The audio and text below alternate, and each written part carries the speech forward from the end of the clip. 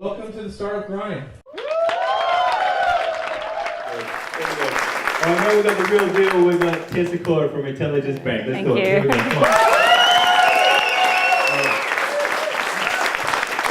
I forgot my hoodie. How was that? Yeah, great, thanks. All right, so tonight we're going to go through your story, and then at the end you guys can throw some questions at Tessa, and hopefully I'm asking the questions that you're thinking about along the way. Thank you very much for coming. Yeah, pleasure. Can you give me a little bit of background on yourself to start? Your family, you're from the US? Yep. Yeah. Yep. Were your parents entrepreneurial?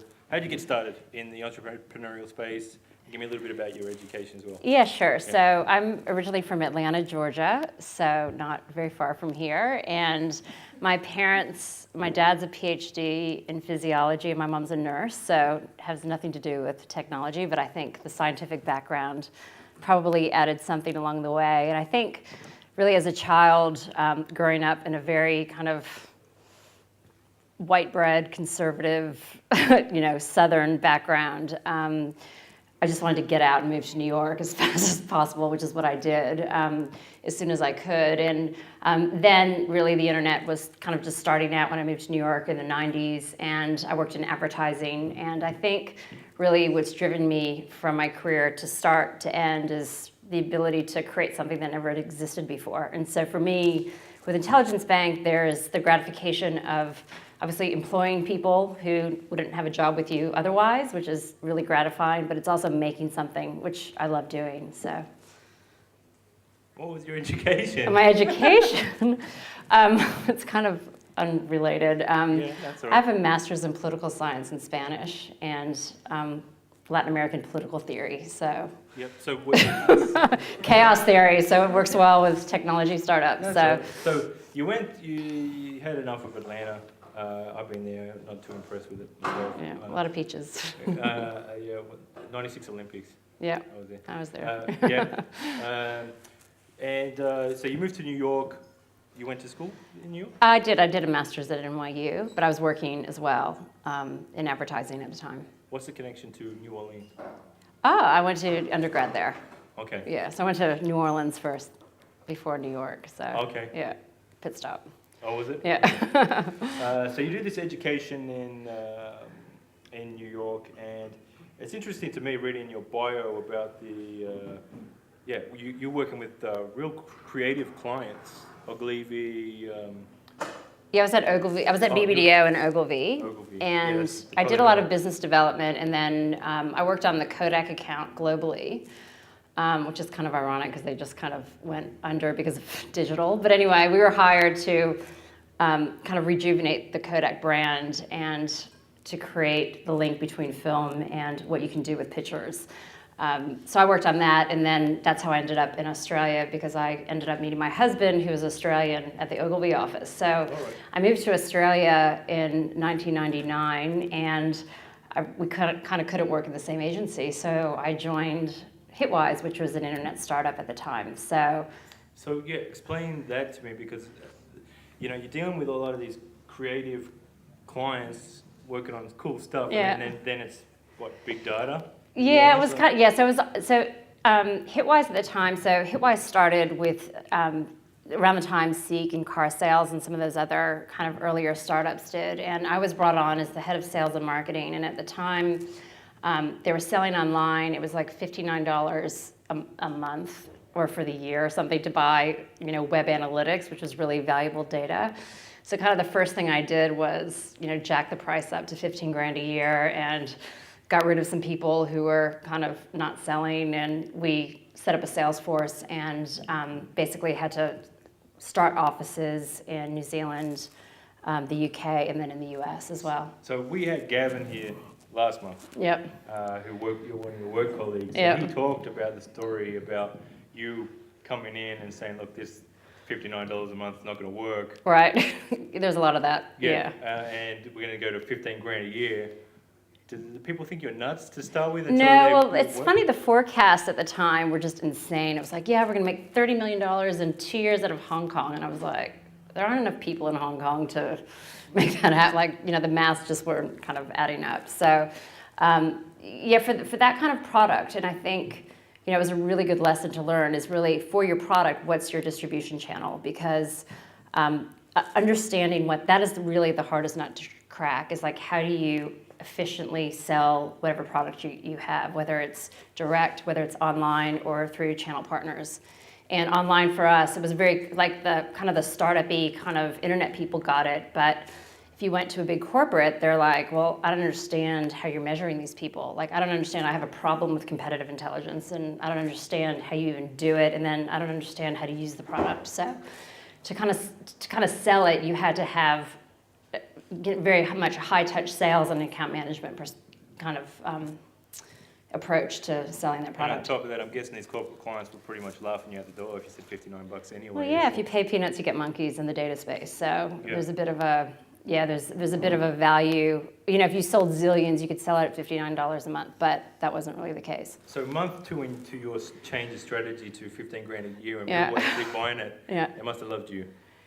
Yeah, look, it was a great time, and you know, I was able to, you know, alter the price point significantly, and also change the sales strategy and expand globally. So, yeah, it kind of worked. And I think, you know, if I think back my entire career, the 4 people that were kind of really running Hitwise at the time, like that was like kind of management nirvana. It's like everybody, like the CFO, the CEO, the founder, and myself, we just were this kind of foursome who, you know, kind of do anything. We had really complementary skills too. So yeah, it was amazing. It was a great time. But then it got bigger and then obviously more complex. So I know we've got a few guys that were here last month. So Experian buys you guys. Yeah. Did you, so Gavin, he was like, they still kept him. Did they keep you? Or like, I mean, yeah, so they didn't make us sign so I was there for 9 years. Gav was there even longer than me. I mean, he was there for like 13 years or something. He loved it. Like, I think he, you know, started when he was like 8 years old or something. Yeah. He was there forever. But I gave my word. They didn't make us sign an agreement to stay, but I said I'd stay there for a year, mostly for the staff, because I didn't want my team to kind of fall into this corporate quagmire, if you will. So I stayed there for a year, and then I was just kind of done with it. You know, I'd been there for, I guess, 9 years, and I just needed a break, and I decided to write children's books. It was really boring, so. Is it kind of like, I hear quite a bit of that. I mean, the more experienced kind of startup guys talk about these acquisitions, that all the young startups want these big acquisitions, but they really hate, like a lot of these guys hate it when they're bought, like what happens? I think they're different people. So I think there are people in startups who come up with the big idea. So like one of the founders for Hitwise, Andy Barlow, like he is just amazing at coming up with ideas, like, and that's his strength. And then you need startup kind of people, once you get funding, to kind of put processes and, you know, grow the operation. But those people aren't necessarily corporate people. So like, I'd probably die in a corporate, you know, long term. Like I couldn't work at, I met somebody here from Kohl's. I probably couldn't work at Kohl's or a big company, because that's just not my shtick at all. So I'm much better in kind of in a more startup creative environment. But with that said, it took, you know, when I started IntelligenceBank, it was really hard for me, because I thought I was like a startup person because I'd done Hitwise and it was so successful. But it actually wasn't my business. I mean, it was my business. I was on the executive team. I grew it. I was there from day one. But it's different when it's your money on the line and it's all up to you. And it's like a very different, and I don't think I was actually a very good early startup person, because it scared the living daylights out of me half the time. You know, you have payroll and you've got, you know, big decisions to make. Everything counts. Like a week in a startup obviously is like 2 years at Coles Myer, just kidding, or at a larger company. So, like I enjoyed that part, but it's really scary, and it's not like working at a startup. It's a very different experience. So, Experian, you leave Experian, right? Yep. Leave Experian, start IntelligenceBank. Yep. And you did that with your own money. Yeah, and that was my fun little part-time job on the side when we did it. So yeah, the way it started was that my husband had a market research company, and he had an extranet for market research called IntelligenceBank. And a couple of clients said, well, it's great that we get all the market research on this extranet, but can we put all of our market research on there? And he said, no, you can't. And then 2 other clients said, can we do that? And he said, well, of course you can. So he said, Tessa, why don't you come and run this? And so I basically took a step back and said, all right, what do people actually want from a marketing and market research perspective? And we just built this platform that was really good at managing documents and data in a really customizable way. And so that's how it started. But it was kind of, when we started, it was this, and we had a lot of really early quick wins. Like we brought on Suncorp and Fonterra and NAB. So we had some really big corporate clients. And I think I was saying to somebody earlier today, those big wins are really important in year one, but they're kind of with people you know. So you have prior relationships. So those sales don't really count because it matters more when you sell to people that have never met you before, have never heard of you. And that's when you know you have a good product. So I guess when we first started, we had this amorphous kind of information management platform that could kind of be used for everything. We had all, and especially in Australia where you have to be lots of things to lots of different people. So we'd specialize in market research, but then we're like, oh, well, someone just called up and said we could use this for digital asset management, or we could use this for a board portal. So we were kind of, IntelligenceBank can be used for all these different things, but we quickly found that people don't search for information management. They don't, and so people were like, what do you do? And it was like, we can do this and we can do that. And people are like, that's way too hard. So what we've actually done since then is actually, we have this single platform play, but we're productizing really niche business SaaS applications for documents and data. So we have digital asset management, we have board portals, we have conflict of interest register. So it's the same back-end technology. 90% of the features are all the same, but then for each product, we differentiate it with a couple of other features that provide most of the value to the client. So, yeah, you've mentioned about some of these big brands that you had. Sorry, yeah. You're talking to the microphone. And you said that, they happen to be friends, which is kind of handy. Can you go through some of the...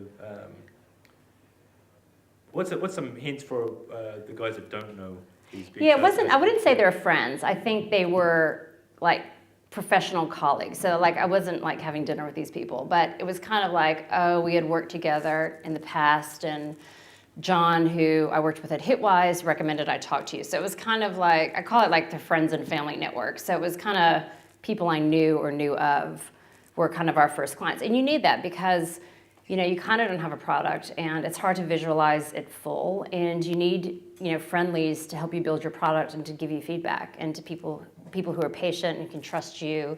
So that's actually really important to start with. But moving on, it's really important to have strangers buy your product and value it and recommend it. Sure. There's something like when people talk about traction, they talk about 10,000 users or whatever. Yeah. On one side of the spectrum, but they also talk about if you got like a proposition like IntelligenceBank, where you got like maybe just a handful of big corporate clients. Yeah. Seems to be enough to raise money or get people excited. So that must Yeah. have been a big. Definitely. Yeah, so I think, our client base was really helpful for that, and we didn't really we had some angel funding 3 years ago. We took $250,000 from some angel investors, and then just last year in November, we closed a $2 million round. And so clearly the clients and everything else. But I think what was successful for us in raising the money is having the proven market fit. So we productized the offering.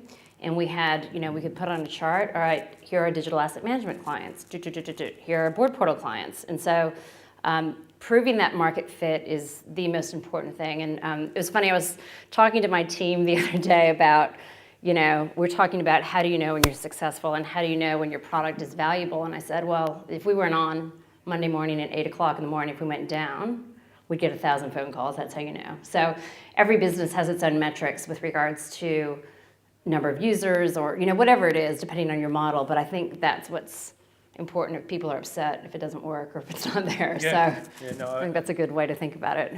We had the guys from 99 Designs talk about how their business got started, and I'm talking this microphone, and how they had a similar circumstance about they noticed activity that was taking place in their forums. Yep. And that people were kind of competing with each other to do these logos, and then 99 Designs was born. Sorry, the SitePoint guys were. Yeah.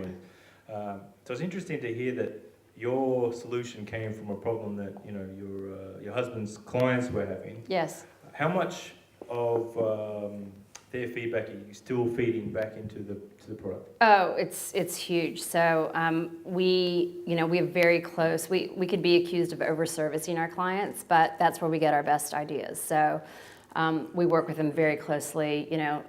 We treat, even if it's a $5,000 client or a $100,000 client, you're going to get the same amount of customer support. And if you call up, we're here for you, because that's where we get the big ideas from. And it's the little things that they say, oh, it'd be great if you could do X.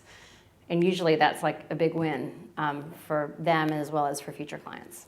How do you know when not to, you can go overboard adding a lot of features to your product? Yeah. How do you know, if it's, what they really want? Yeah, sure. So we did this, I brought this, it's actually a concept from Richard Branson, and I think Miramax does it as well. And I introduced this at Hitwise, and we're doing it at IntelligenceBank, but it's called Simple Rules.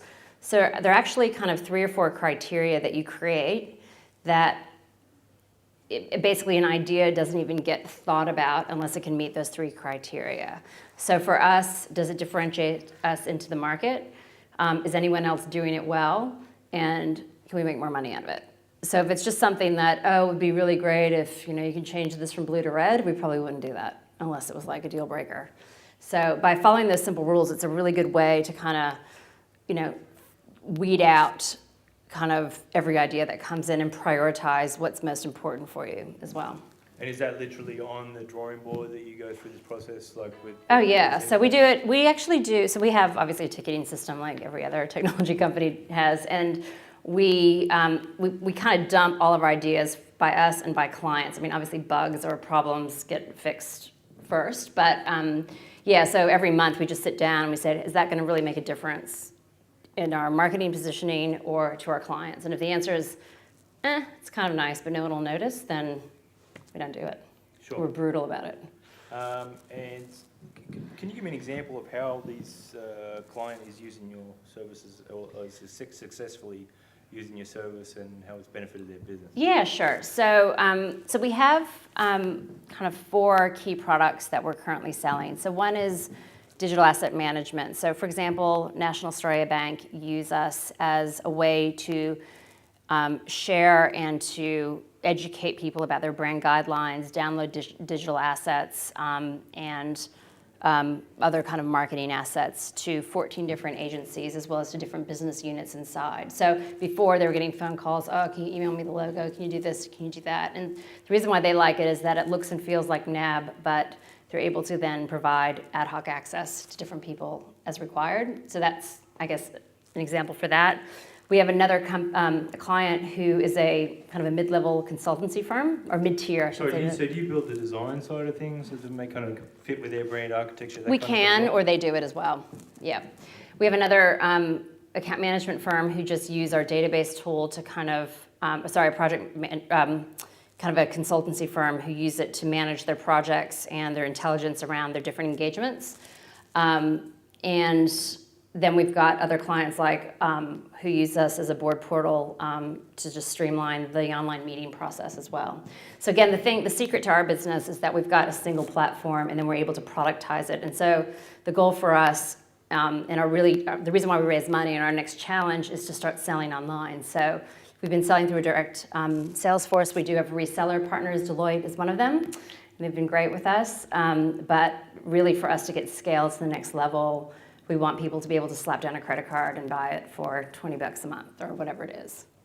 And you're in the process of building that? Or? So we've launched the site, but we haven't launched the e-commerce site. So yes, you could go to IntelligenceBank.com and kind of see our strategy. It's very similar to Zoho.com. I'm not sure if you guys are aware of Zoho. So it's a similar, I guess, a channel strategy in the sense that they've got zillions of different products that they sell under the Zoho brand. But when you go to the Zoho CRM, you're only seeing CRM tools. You're not seeing their document management and their form data. So that's how we're structuring. So the view for us is that we're going to be offering kind of these very niche vertical SaaS applications for different business problems within companies. And we have some clients, for instance, who, they've got a board portal and they also have a digital asset management platform as well. What's a board portal? For boards of directors. So let's say you're a company director, and instead of getting your board packs mailed to you or emailed. You get them securely through our platform, and then we've got an app that you can annotate. Get all the good news. Get all the, the red marks. Right. And there's new products that you're launching now, small business focused. What's the Yeah, it's interesting. So for our kind of our marketing products, they're actually for kind of image intensive larger corporates.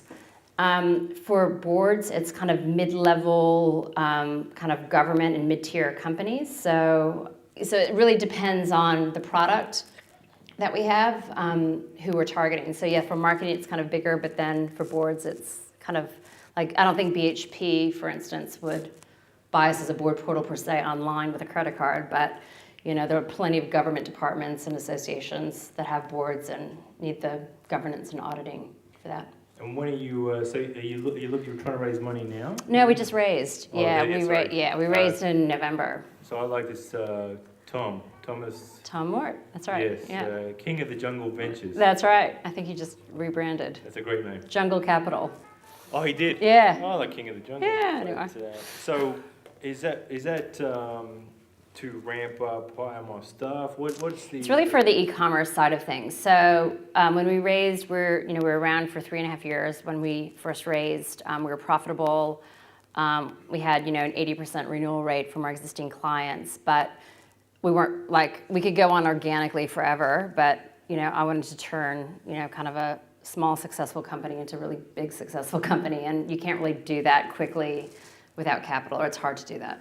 I should say. So you can do it, but...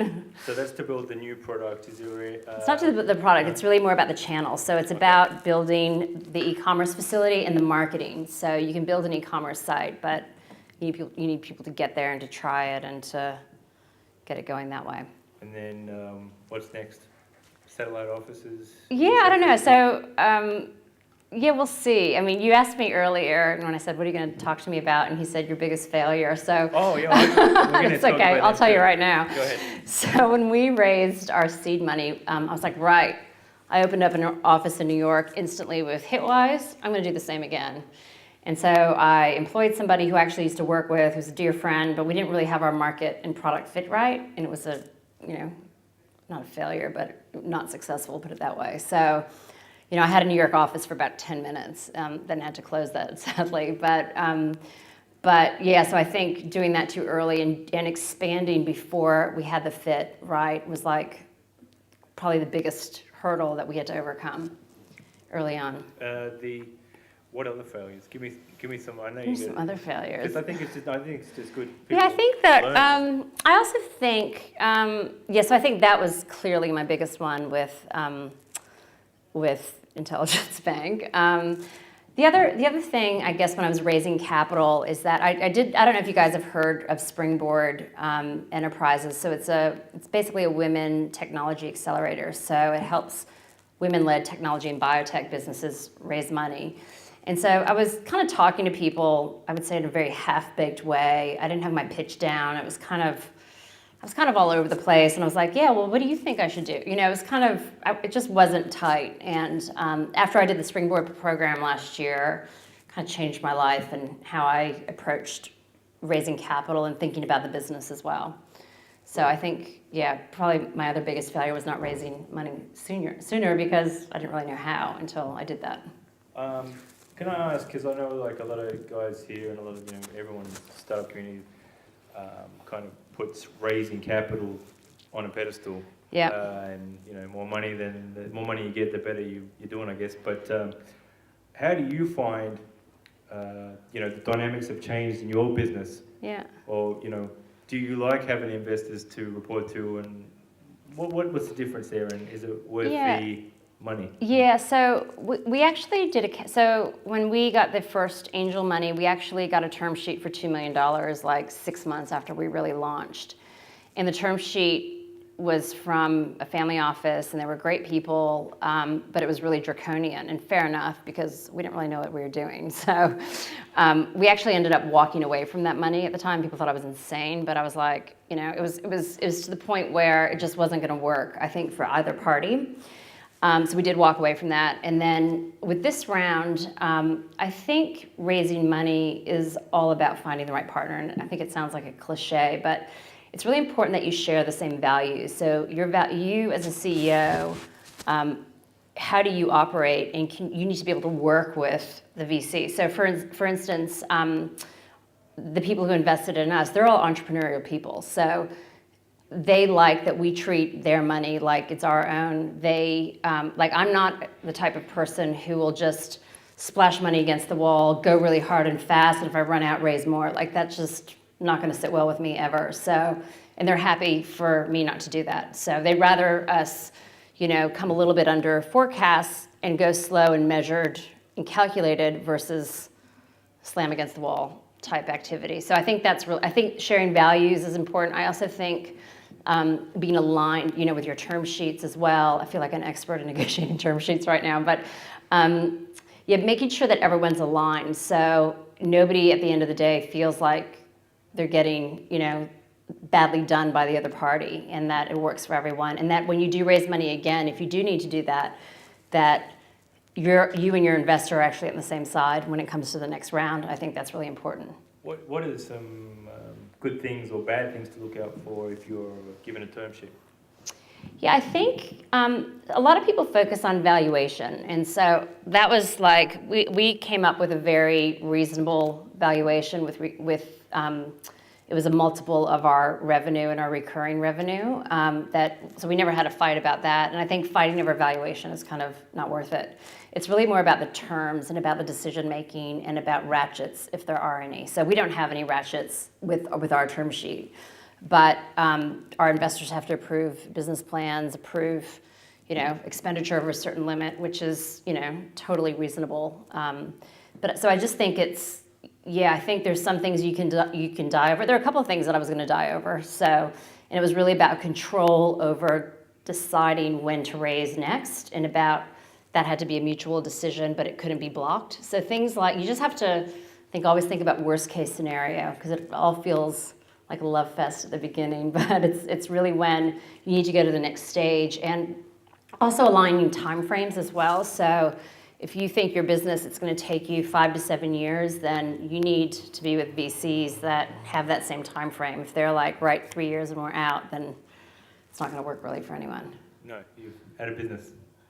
What? You don't have a future. I just think, you just have to be aligned, and I think that's the bottom line. And the other thing that's, I think, a little interesting about the Australian VC market. So after just doing Springboard, where it's all about the U.S. there, they've been very successful doing helping women raise capital for 14 years, and there are all these different levels of VCs, and it's a very sophisticated market there. But here, it's like there's like 5 to 10 VCs in Australia that do small to mid-tier funding. So if you want 20 million, that's easy, and if you want 50 grand, it's pretty easy. But kind of the thing that nobody really thinks about here is DIY is super, it's huge. So getting syndicates of high net worths to invest in your business is probably the easiest early stage money you can get. I was having this conversation with Gavin there from Startup Smart just yesterday. You talk about a lot of Australian business or startup success stories going to the US. Yeah.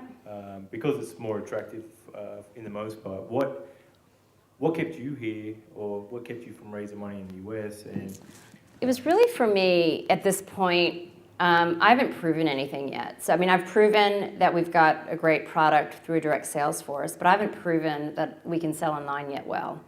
So I think for us, that's our next objective over the next 18 months, is to show that we can scale.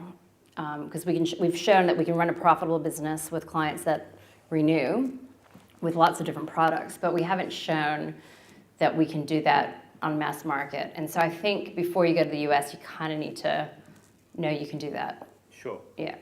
What is, how do you, everyone has, I guess, the same problem about getting the customers. What are some of the things you're looking to do that could be translated, I guess, to any business? Well, for us, it was, so for getting, with regards to getting customers, you have the customers that you've got, the high touch customers that you talked about that you've gone out and sold to. Yeah. How are you getting the customers interested that you did do with the online stuff? Yeah, so that's so we do a lot of hand holding to get clients up and running with our product now. So automating that process, the onboarding process, is actually going to be a really big deal for us to get that right.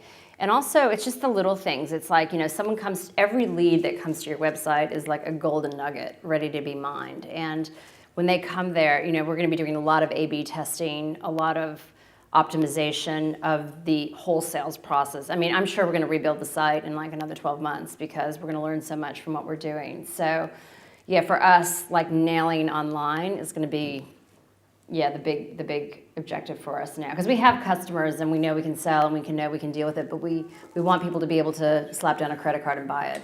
Is the real objective for us. So this is really about, I guess, what I take away is, these people that come to your site, and sometimes we all get a bit lost in the fact that, they kind of look like numbers or statistics, but really making sure that you treating everyone like a customer that would walk through a brick and mortar shop, for example. Yeah, and I have like really firm, and it's funny because, if you look at some of the stats, like it's really easy to give away something for free. And I think I was talking to a VC here and he's like, well, I don't know, some software that's weird, like they've got a 90% churn rate, or they've got a 90% retention rate. I'm like, that's not real, because if it's a free account, no one uses it, So I think it was Evernote or something, like they've got a 0 churn rate or something. So I think there's kind of a worry in freemium as well as a business model, because it's actually a marketing strategy, not a pricing strategy.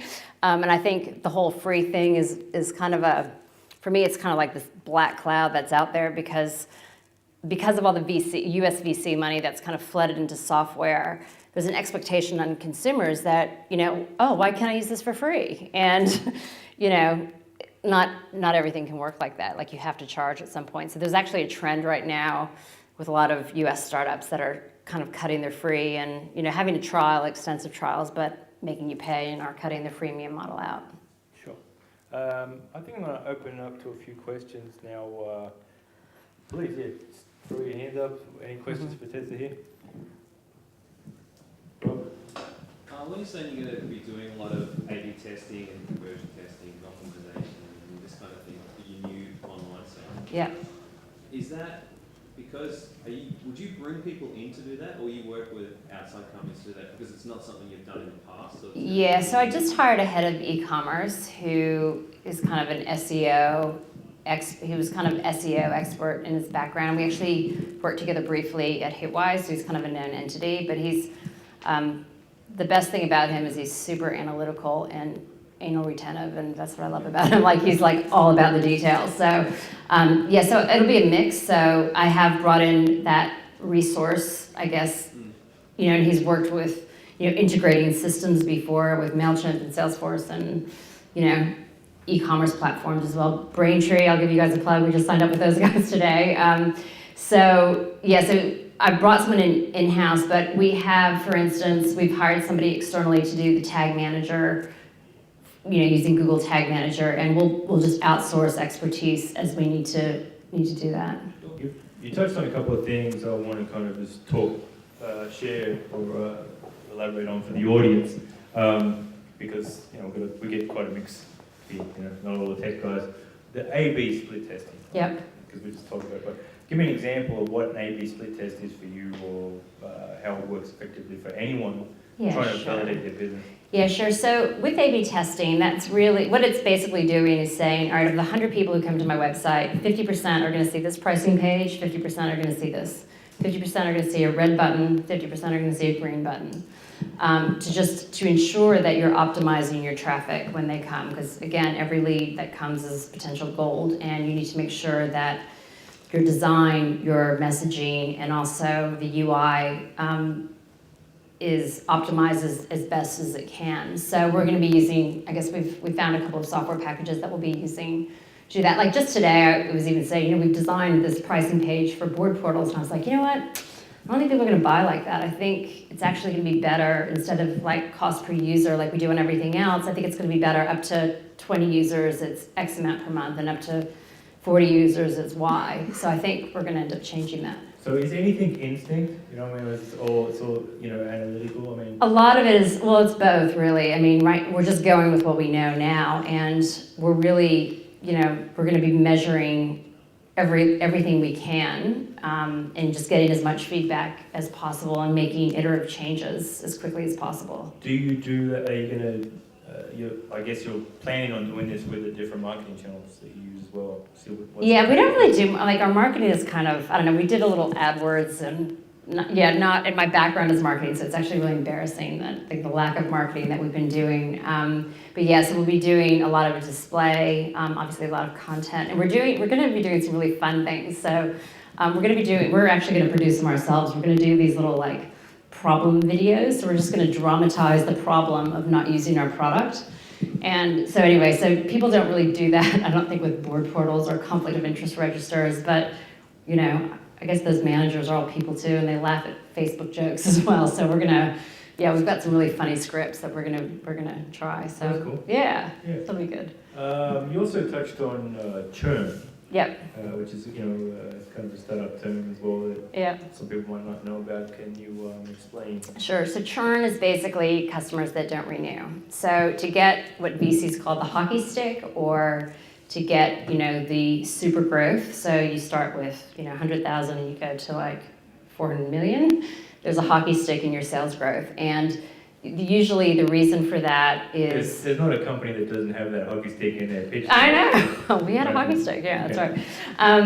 But yeah, so it's really about, customers who sign up, maintaining them and keeping them as paying customers. And so you're always going to lose customers because of, companies go out of business, or your decision maker leaves, or people run out of money and they can't, you're the first thing to go. I mean, that happens, but it's all about optimizing those customers. And you make more money out of your existing customers than new customers anyway, so.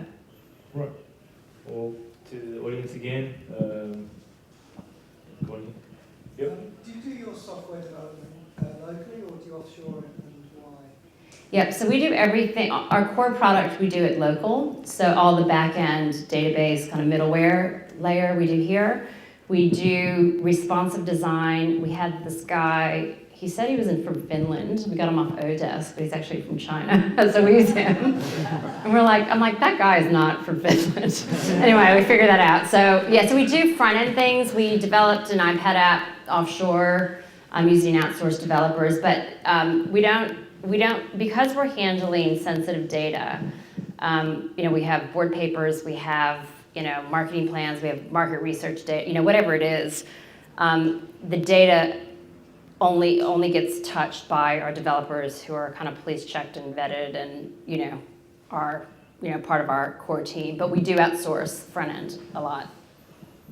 We've had pretty good success as well. So we've got some designers, I think in Tunisia, So yeah, it's kind of crazy, kind of where we go for that. Yeah, it's good. It's good. I had a question over here somewhere. Oh, sorry, Hers. There you go.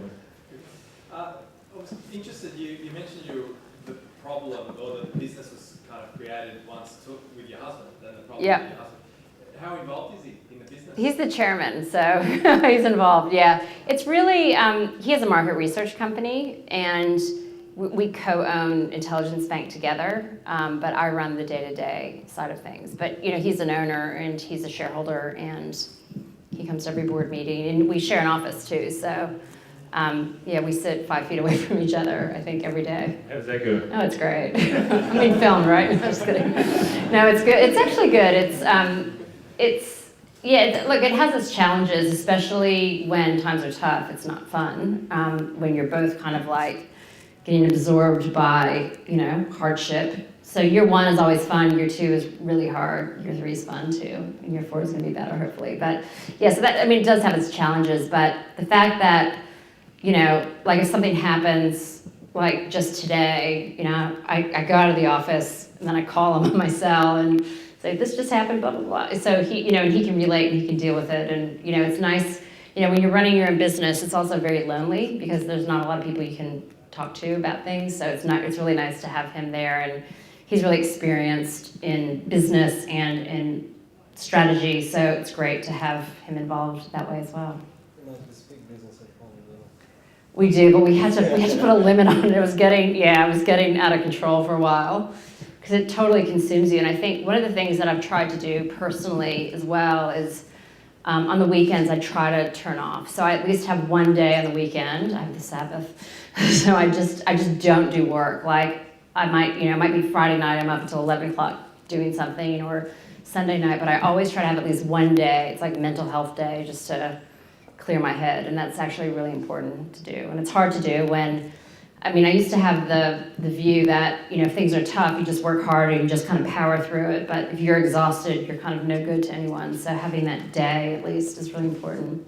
Yeah, no, it works exactly the same with me. We've got a family business, so it took quite a bit of adjusting. I work with my brother, and I used to work with my father. Oh, wow. He's not in the business, but it was, you just wouldn't tell your boss to get stuff to someone else, right? That's But right. you seem that you think you can do it when it's your family member, so it does take some adjusting, I know. But Urs asked because he works with his wife here. Oh, do you? Yeah. We'll talk after this. Yeah, I think it sounds like you're about to get offices across the way. No, it's good though. Nah. It's really good. And also, like, the Intelligence Bank has given his business, and then his business actually really seeded a lot of Intelligence Bank. Like, it wouldn't have existed without him and without StreetScope, which is his market research company. Like, because he knows what the customer wants. yeah, well, he had the clients. Like, he had these huge clients who had a requirement. So, and having those, and the other thing that we did, I think that was really good at the beginning, is we had paid clients. Like, even though they were our initial clients